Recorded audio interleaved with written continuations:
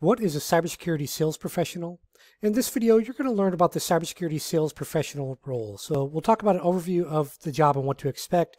You'll learn about some different job titles for this role, some of the job responsibilities, average salary you can expect, as well as we'll talk about commission a little bit, tools that you might use, as well as do you need certs or education from like a college or university to do this, or is this something that you can just kind of walk into? So let's just jump right in. This is just a sales job. So it might be called cybersecurity sales. And we'll talk about some of the different types of roles it might be called in just a moment here. But essentially, what you're going to be doing as a salesperson in general is just identifying any client needs.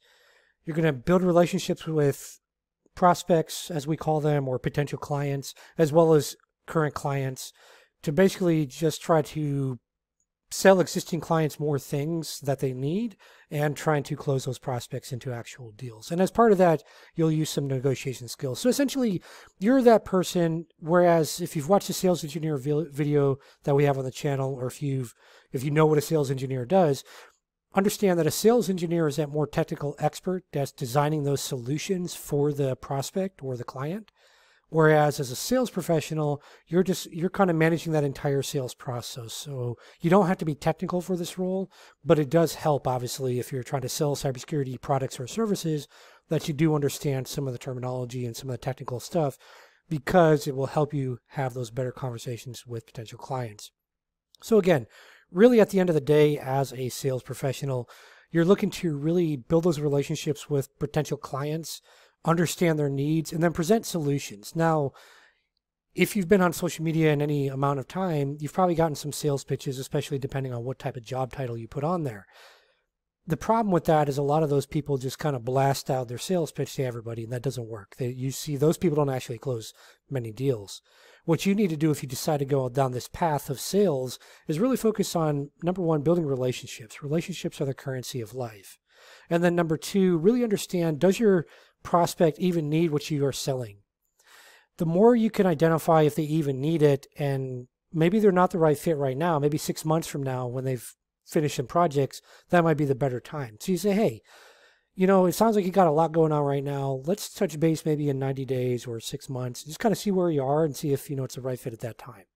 When you do it like that and you actually focus on building the relationship and you show you actually care about their business, you're going to be much more likely to actually close deals. So again, sales professional, high-level overview, you're building relationships, you're that person over top of the sale in most cases, and you're not the technical expert, but you do have some technical knowledge to where you can actually have those intelligent conversations. Because in cybersecurity, you're going to be talking to CISOs or other executive level people. You're going to be talking to mid-level managers. You're going to be talking to technical folks.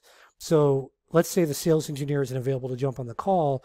You might have to be the person answering some of those tough questions. So even though it's not a technical role per se, I highly would recommend that you actually get some general knowledge of different IT and cybersecurity related topics. So let's talk about some of the different job titles. I mentioned that there might be different kind of roles you do in sales. And so a cybersecurity sales professional can encompass a lot of different things. In most cases, if you're entry level and you've never worked a sales job before, you're going to be going into an SDR role, or sales development representative role. What does that even mean? Well, basically, this is a type of person that's going to do that initial outreach to a list of prospective clients. So you're going to do probably some cold calling, just reality of it. You'll do some cold calling. You might do some cold emailing. And by cold, I just mean that you don't have any prior established relationship with these people you're reaching out to. So they don't know who the heck you are, they don't know what your company does. So you're just kind of doing what we call cold outreach to them to try to warm them up, to let them know like, hey, this is what we got going on. And you're trying to also qualify them to see if they're even a good fit for you to pass along to the more experienced sales professional. Some other job titles you might see is account manager, BDR or BDE, business development executive or business development representative. It might be called a sales consultant role. That's if you're more experienced, typically a sales specialist role, and then also inside sales. You may also see outside sales representative. So pretty much any type of sales job that you would see in like other places, you're going to see the same thing in the cybersecurity world. You're just going to tack on usually cybersecurity around the title in some capacity. But for most of you watching this video, if you're brand new to cybersecurity, sales is actually a good job to get into because a lot of people aren't trying to do it. They're trying to get SOC analyst, pen tester, all these things they hear about in college, and they're not focused on sales, marketing, things like that. So this is actually a job where you can usually get hired, and most of the time, and we'll talk about the starting wage in a minute for a lot of them, but just keep in mind for like an SDR, it's probably about 60 to 70,000 base, which isn't too bad, and that actually puts you right on track with like a tier 1 SOC analyst role. So what about some job responsibilities of this role? We kind of talked about it a little bit, right? You're going to be prospecting. So you'll be, in most cases, getting some kind of a list. So especially if you're an SDR, that sales development representative, you'll be getting a list and you'll just be dialing that phone like crazy.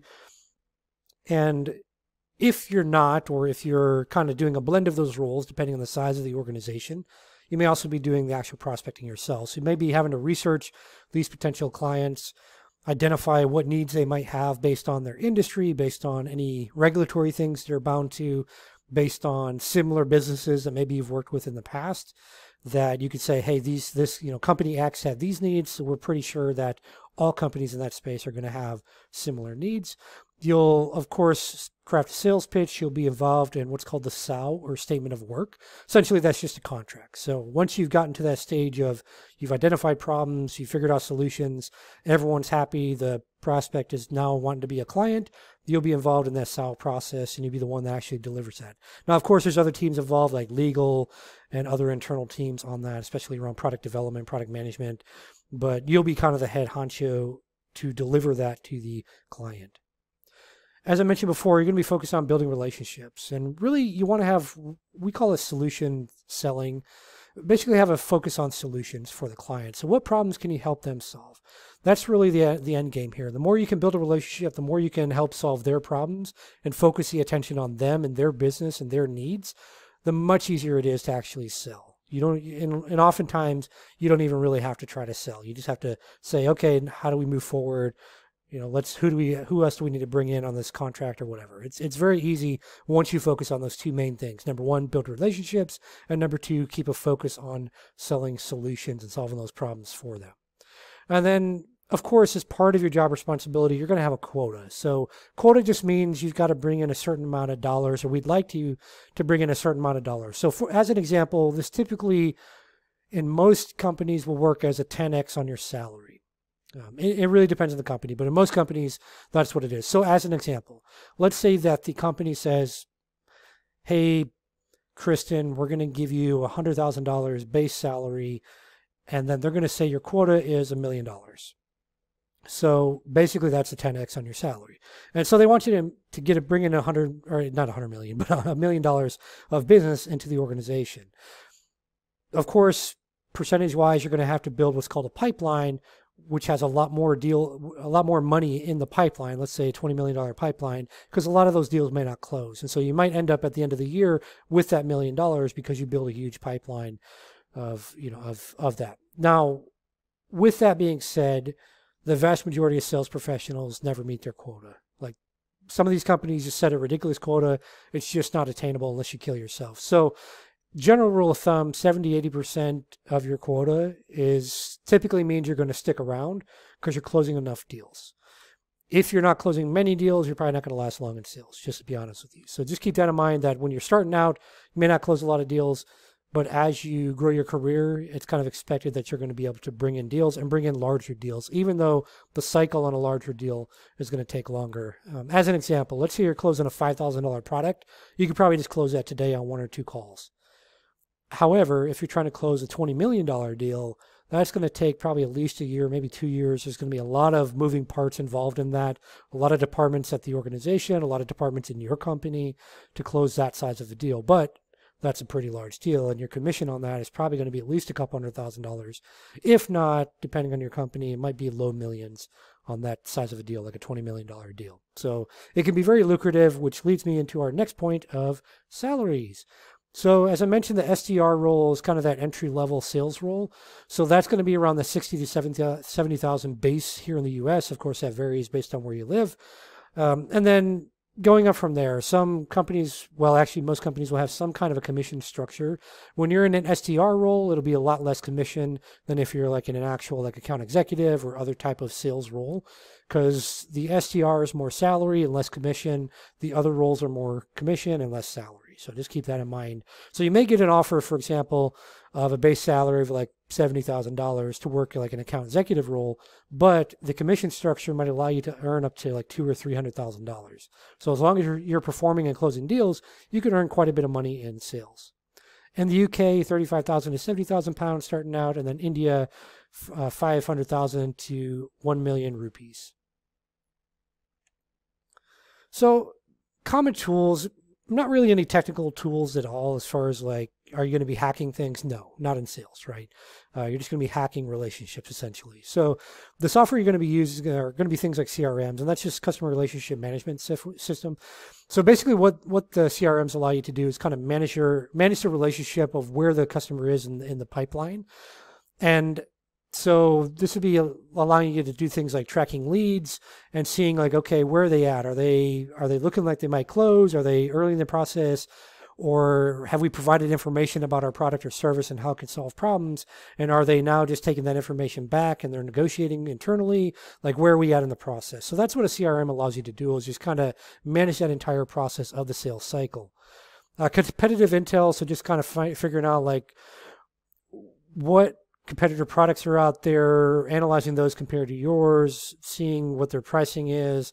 And that just kind of helps you and your sales team develop the best strategy to go forward, right? So, okay, let's say our competitor's product is priced less. What else can we, like, how can we position this better, right? So we would say, okay, cool. Well, that's fine. They're lower price, but we offer these things they don't. So let's focus on how these things solve the problems for the prospect. Other things are product demos. Now, typically that's going to be the sales engineer, but a smaller company is not going to have a whole bunch of people on their sales team usually. So they're not going to have different roles. So you as a salesperson oftentimes will kind of take up all those roles. So especially in a startup company. So that being said, understand that you may be doing some product demos, at least light product demos of like whatever you're offering, whatever the solution is that your company's offering. You'll be using things like sales enablement tools. So these are really just tools that allow you to share different collateral. So for example, rather than just tell somebody on the phone like, oh yeah, here's what our stuff can do, you need an internal champion. The best way to do that is just give them things they can take back to their team and present it, and that way they can better communicate the value of your solution. What do I mean? So for example, give them presentations, PowerPoint presentations, give them case studies, give them white papers, give them charts and graphs or whatever, so they can go back and take that to their internal teams and say, yeah, these are the things that it does, and they look like a hero, you'll look like a hero. And then it makes it much easier to actually get the sale because you've empowered that individual to go back and actually communicate in the same way that you would communicate if you were on a sales call with every single one of the people that they're going to be talking to. So it's just kind of building your own champion internally, and it helps closing sales become a lot easier. Communication tools, these are just tools like your Zoom or your Microsoft Teams. So just, tools for communication, tools for like instant messaging, tools for, just general communication. It could be, some companies have like a Slack channel for external, organizations to kind of communicate or whatever, or they'll set them up like with a private Slack channel if they come on board as a client. It just kind of depends. Could be Zoom, could be Teams, could be different email services, etc. So a lot of different ways you can do that. And then security scorecards. So security scorecards, you may or may not use as a sales professional, but basically these are just, there's some companies out there that do them. And essentially what they do is they look at the external security posture of a company. And usually that's just like, what do they find, maybe on the dark web, or what do they find using like Shodan or something like that. And based on that, they score these companies as saying, oh, they're, they're at 94% or they're 70% or whatever. It doesn't mean that the company is necessarily vulnerable, because whatever they're finding oftentimes has already been fixed. But insurance companies, so cyber insurance companies, actually use these scorecards to determine, to some extent, the quote for your policy, right? So what coverage you're going to get as an organization, as well as like what's the rate on your policy. So that's why as a sales professional, if you have the ability or you can convince your company to allow you to get this access, these can be a good tool. You can run a quick security scorecard on the company. You can see potential vulnerabilities. You can identify, does any of that applicable to our company and what we offer, and then you can talk to them about that. The other thing it does is it helps build trust when you do this. So let's say you do find that they've got a 70% scorecard rating. It's on a 0 to 100% scale. But let's say they've got a low security scorecard rating. What you can do is you can go to them and say, hey, notice your scorecard rating's this. Here's some of the things that, we noticed it found. You might want to check that out or whatever like that. We don't offer a solution for that, but I just wanted to let you know. And, hey, by the way, if you're ever needing, X, Y, and Z, let's chat about that. Right. So instantly as a business owner, I'm like, okay, well, you know what? You built some credibility with me because you took the time to analyze my business. You got a security scorecard. You kind of know what might be going on. Hey, by the way, we've already fixed all that. But that shows me that you care more about my company than just trying to close a deal to get your commission. So that goes a long ways towards one of the key things I said about sales of building relationships. So what about education? Do you need a college degree and all that stuff for this? No, not at all. In fact, most people doing sales don't have any type of formal education or even certifications. There are some like different sales certifications out there, depending on like where you're trained at, stuff like that. You don't need any of that stuff for actually getting this job. So if you want to get like a general idea of cybersecurity terminology, then the CompTIA Security Plus might be a good certification if you want to get the cert, but I'd say just buy like a course or a book or something and just kind of learn, watch some free YouTube videos, just kind of learn the terminology a little bit. And that'll help you so much going into these conversations, especially with technical individuals at the company. And then different tools used in sales have some certifications, like Salesforce, for example, has a number of certifications that you can do based on the solutions that you're providing for potential clients. So you can check all those things out. But again, college education, certification is definitely not required for working this job. In fact, I know some people that have transitioned from like fast food into working this type of job. And I know someone that actually transitioned from working in a prison as a guard to working as an SDR in a cybersecurity company. So key points here are, number one, if you like talking to people, this is a good job for you. And conversely, if you hate talking to people, this is actually a good job for you. Surprisingly, I'm an introvert. A lot of people don't realize that because I'm out there at conferences and very vocal and had a TV show and all these things, but I'm a total introvert. So I never liked talking to people, but guess what? Once I started talking to people, I realized I liked it. So introverts are actually really, really good at sales. Part of that is because people can tell you're an introvert, and so they automatically trust what you're saying for the most part, unless you are really like dishonest and they can tell that. But for the most part, people trust introverts because it's like, all right, you're getting out of your shell to tell me about this solution. I'm going to take the call with you just to find out, what's going on here. So if you're an introvert and you're thinking that you want to sit behind a computer because you don't want to talk to people, oftentimes you're going to be very, very successful at sales. You just have to get out of your own way, believe you can do it, and put in the work. It takes some practice to get used to having those types of conversations. And not everyone's friendly. Some people are jerks to you when you're trying to, close deals and stuff.